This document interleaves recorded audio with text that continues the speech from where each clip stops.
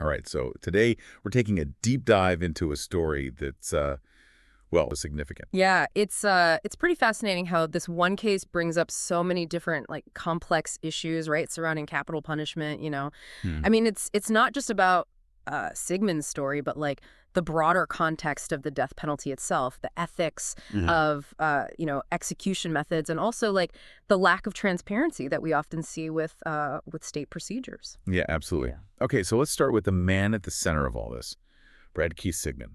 What even landed him on death row in the first place? So back in 2001, Sigmund, he was 67 at the time of his execution. He was convicted of a really brutal double murder. He killed his ex-girlfriend's parents, Gladys and David Lark, beat them to death with a baseball bat. And then after the murders, he kidnapped his ex-girlfriend, Rebecca Armstrong, but thankfully she managed to escape. So, I mean, this wasn't some kind of case with a questionable conviction. Sigmon, like, acknowledged that he was guilty right from the get-go, it seems. Yeah, that's right. He even addressed the jury directly during his trial. He said, ladies and gentlemen of the jury, I am guilty. I have no excuse for what I did. It's my fault, and I'm not trying to blame. If he was sentenced to death, why are we even talking about a firing squad? Like, how'd that even come into the picture? Yeah, that's where this story gets a little unexpected. So South Carolina, like a lot of states these days, they've been having trouble getting the drugs they need for lethal injections. And this shortage, it's forced them to consider other options, and that's where the firing squad comes in. So they just, like, dusted off an old execution method? Not exactly. In 2021, they actually passed a law that made the electric chair their primary method. Oh, wow. Yeah. But this law also gave inmates like Sigmund a choice. They could go with the firing squad or they could go with lethal injection, but only if the drugs were available. So, wait, Sigmund actually chose the firing squad? He did, yeah, and it wasn't without controversy though. I bet. Yeah, his lawyers argued that they were denied like really important information about the lethal injection drugs, and they claimed that this made it impossible for Sigmund to make a truly informed choice. Hmm. That definitely adds, like, another layer of complexity to this whole thing. It brings up, like, questions about transparency and due process, right? Yeah. Like, essentially, if a state can't be transparent about its execution procedures, should they even be doing executions at all? That's a very valid point. Okay, so let's talk about the actual execution itself.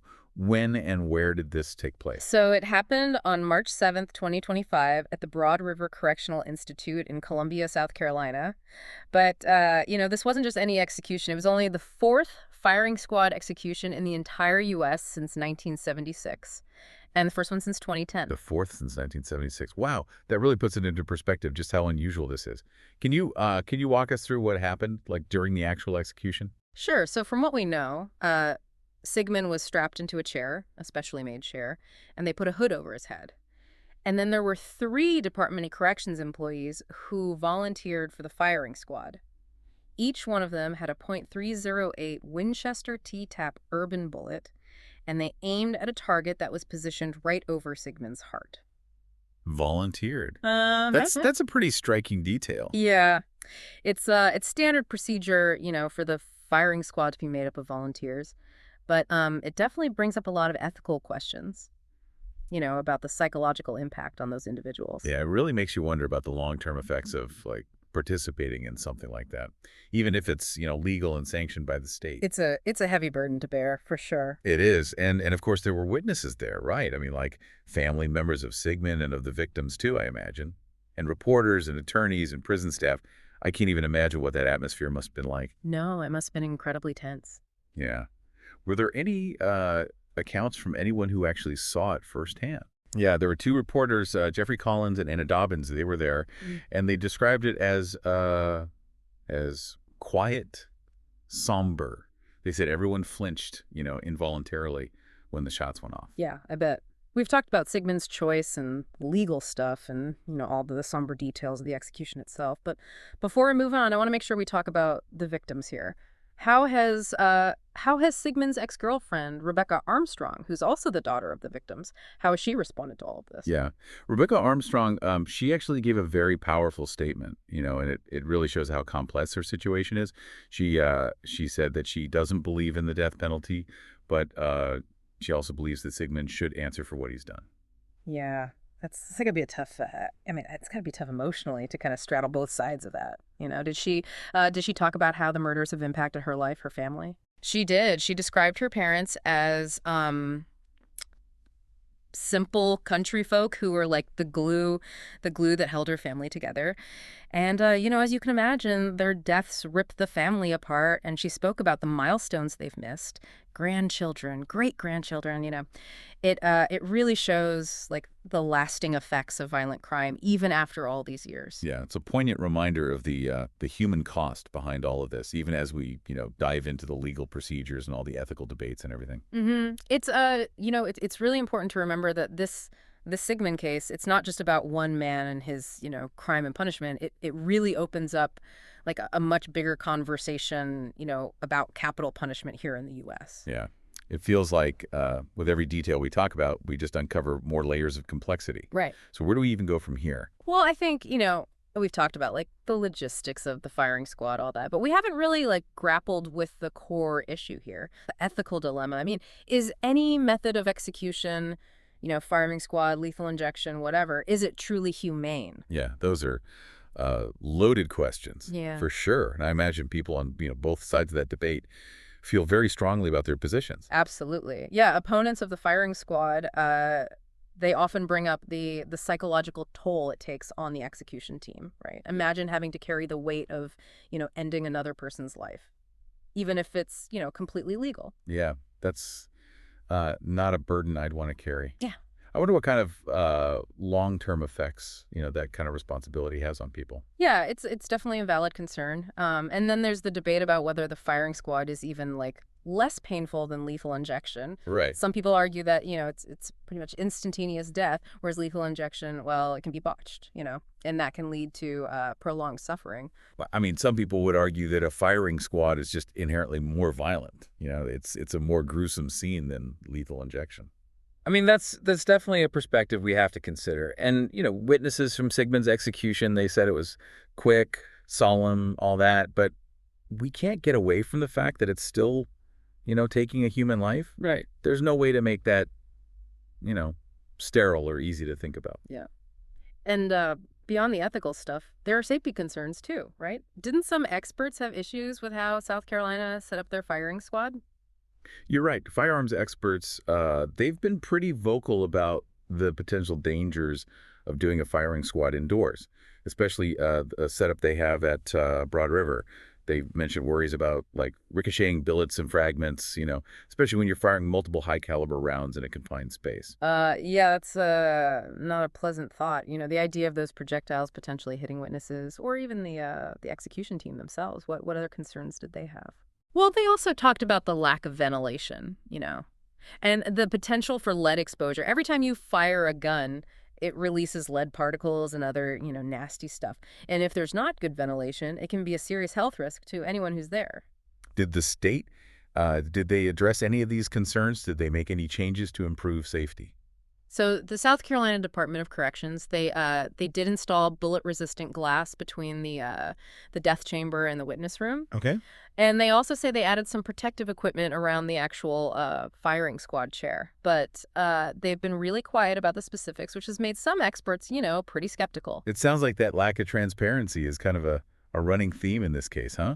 And it feeds into that national discussion we were talking about earlier about capital punishment. You're exactly right. The Sigmon case, it really shines a light on that whole debate, about the death penalty itself. Is it ever really justified? Is it applied fairly?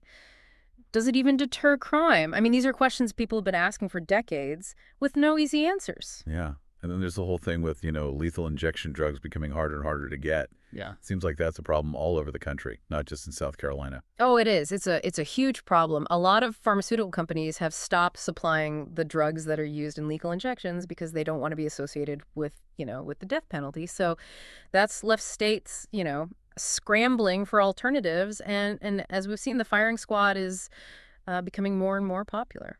I mean, it's almost ironic, right? Like this seemingly more primitive method is making a comeback because of a modern ethical dilemma. It's really interesting. It highlights how complicated this whole thing is. Are these alternatives really progress? Or are they just a way to, like, sidestep the bigger moral and logistical problems with capital punishment. It seems like states that, are really determined to carry out executions, they're willing to get creative, even if it means bringing back methods that most people thought were, history. That's a really good point. And it also brings us to another important thing. The the legal landscape around all of this is changing. South Carolina's not alone in allowing the firing squad. There are now 5 states that have made it legal. 5. That's a lot more than I would have thought. Yeah, it shows that there's a growing trend, even if it's still a small one, to rethink how executions are done. And it's important to remember that each state, they do things a little differently. Like Utah, they've done the most firing squad executions in recent years. They use a 5-member squad, and one of the rifles has blanks in it. Blanks? Why do they do that?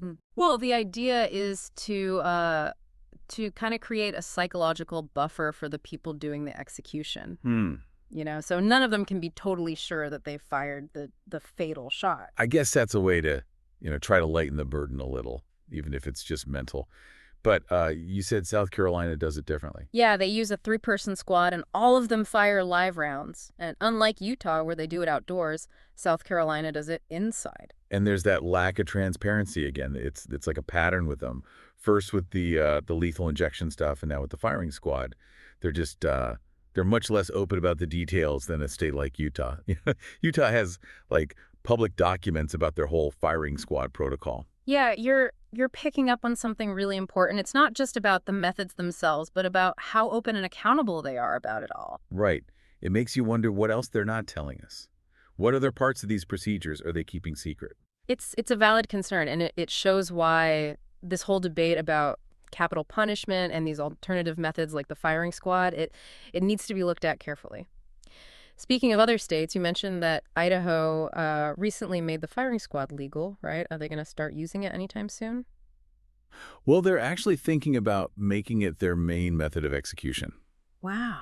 Yeah, this decision comes after they had a really bad lethal injection attempt where they couldn't even get an IV line in. That's a pretty stark reminder of, how badly things can go, even with methods that are supposed to be, quote unquote, more humane. Yeah, it really shows you the flaws in any human system, especially when you're dealing with something as final as death. So where do we go from here? We've talked about Sigmon case, all the ethical stuff about the firing squad, the different laws in different places, and this big conversation about the death penalty as a whole.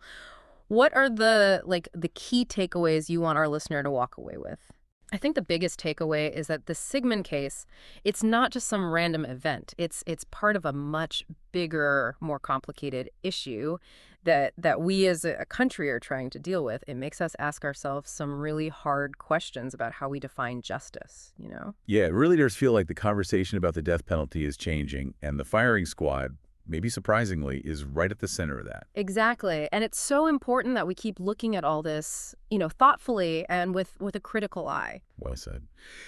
Before we finish up our deep dive, are there any other important details or perspectives that we haven't talked about yet? There is one more thing about the story that I think is worth mentioning. Sigmund's lawyer, Gerald Boking, who was so against the execution, he argued that Sigmund's mental health played a big role in his crimes and that the jury didn't really have the full picture when they sentenced him to death. That's a really important point. It reminds us that, these cases, they often go beyond just, guilty or not guilty. There are often these really complex personal histories and circumstances that, that the justice system has trouble dealing with. Exactly. And King truly believed that Sigmund, even though he did these terrible things, deserved a chance at redemption, know? He saw the good changes Sigmund had made in prison, his new faith, how he tried to help other inmates. Yeah, it's a good reminder that even in prison there can be room for, growth and change. And it also shows how dedicated lawyers like King are. They fight for their clients even when those clients have done really bad things. Absolutely. And it brings us right back to that basic question we've been talking about this whole time. Yeah. What is the purpose of punishment, really? Is it about revenge? Is it about stopping other people from committing crimes? Is it about rehabilitation? Or is it something else entirely? I mean, those are big questions, and they don't have easy answers. But they're questions that, as a society, we need to keep thinking about as we move forward. Man, this deep dive, it's been, heavy, but Mhm. important, Yeah. Exploring such a complex issue. I mean, we've covered so much, but it almost feels like we've barely scratched the surface. Yeah, I know what you mean. Every time we uncover a new detail, it's like 10 more questions pop up. Yeah. Yeah, and even more angles to think about. Yeah. As we wrap up here, I can't help but think about how people will see this case in the future. You know, will it be like this isolated thing, or will it be a turning point in how we talk about the death penalty? I mean, that's the big question, right? Sigmund's execution, it's definitely brought the death penalty back into the spotlight, And the whole search for alternatives to lethal injection, it's made us really confront, like, the reality of these methods, the potential problems with them, the ethical stuff, all of it. Yeah, and it's put the focus on states like South Carolina and Idaho that are, actively trying to find alternatives. What do you think? How will other states react to this? Will we see more states going with the firing squad, or will they try to stick with lethal injection, even with all the issues surrounding it? That's hard to say. Public opinion is a big part of this. It's interesting, though, support for the death penalty has been going down in recent years, especially with younger Oh, people. that's interesting. I mean, if that keeps up, it could really change things. The whole future of capital punishment in the U.S. For sure. But even with less support, there are still plenty of people who strongly believe in the death penalty. They say it's the only just punishment for certain crimes, and that it stops people from committing them in the first place. And their perspective matters too, right? We have to listen to them Yeah. and consider what they're saying, Yeah. even if we don't agree. It's through like respectful conversation and really thinking critically about all sides that we can actually make progress. Yeah, I totally agree. In the end, this deep dive wasn't about giving, all the answers. It was more about getting people to think about this stuff. Yeah. To have conversations about it. So to wrap things up here, is there any like final thought you want to leave our listener with today? Well, if these lethal injection drugs keep getting harder to get or they become less reliable, we're left with a really big question. Is the firing squad a necessary alternative? Is it okay? Or is it like a step backwards in how we think about justice? It's complicated. There's no easy answer. And I really hope our listeners will, think about these questions and come to their own conclusions. Couldn't have said it better myself. Thanks for joining us on this deep dive into a really thought-provoking issue. Until next time.